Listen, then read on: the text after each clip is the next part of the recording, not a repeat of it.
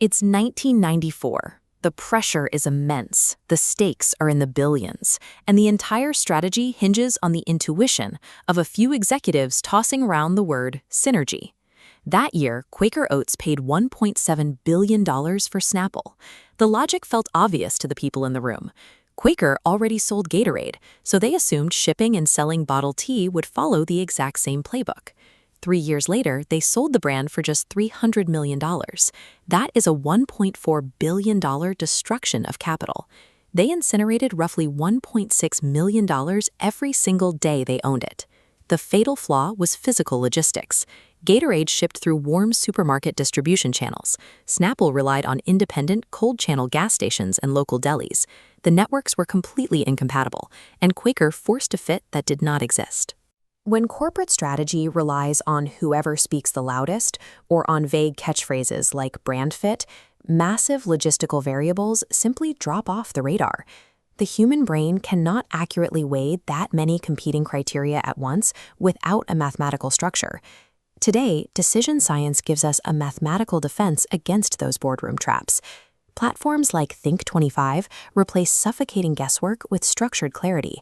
If we were to run the 1994 Snapple deal through THINK25 right now, the first step wouldn't be a debate. We would feed the basic acquisition parameters directly into the platform's AI validation layer. The software instantly scans the beverage landscape to generate a comprehensive SWOT analysis. It actively hunts for the blank spots, the variables the executive team hasn't even thought to bring up. This diagram shows a decision hierarchy in the platform.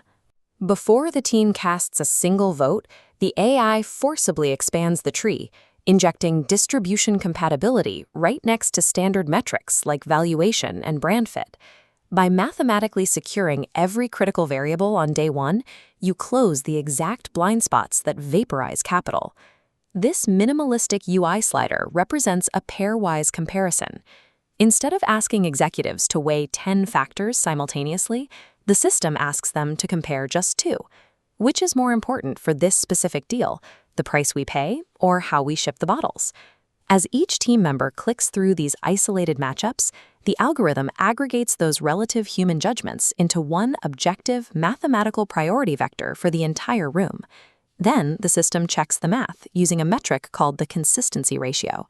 Think of this readout as a built-in lie detector for corporate logic. If an executive says A is more important than B, and B is more important than C, but then scores C higher than A, the ratio trips the 0.10 threshold. The system flags the contradiction and halts the process until the logic is fixed. You are no longer debating opinions.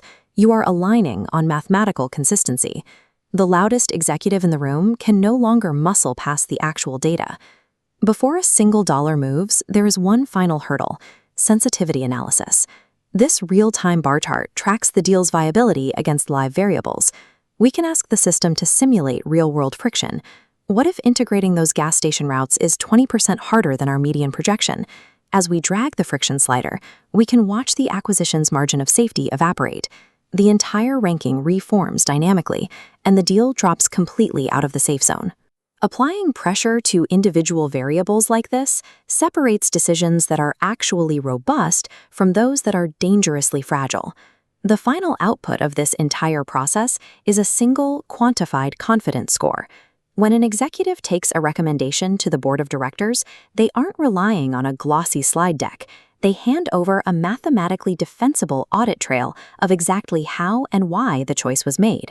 It replaces the usual friction of corporate politics with structured cognitive cooperation. The heavy anxiety of a multi-billion-dollar gamble disappears, and it is entirely replaced by absolute liquid clarity. True power in the modern boardroom doesn't come from gut instinct. It comes from using structured wisdom to turn uncertainty into a legacy you can stand behind.